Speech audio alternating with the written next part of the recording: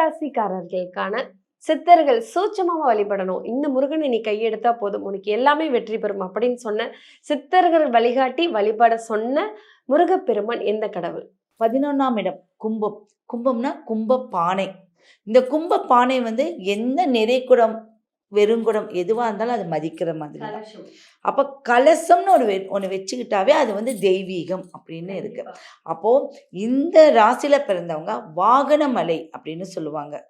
வாகனமலை அப்படிங்கிறது திருச்செந்தூர் கோயிலுக்கு பக்கத்தில் தான் இருக்குது. அப்போது வாகனமலை முருகர் கோயிலுக்கு அங்கே போயிட்டு இவங்க கும்பம் இருக்கு இல்லையா, அந்த கும்பம் மாதிரி ஏதாவது ஒரு கலசத்தை அங்கே வந்து அந்த கோயிலுக்கு கொடுக்கணும்.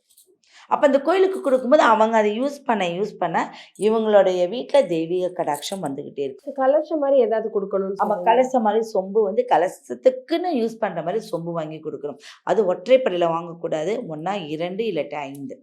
அப்போ அவங்க அது வந்து பஞ்சபூத சக்தியாக அவங்க மாற்றிடுவாங்க அதைய.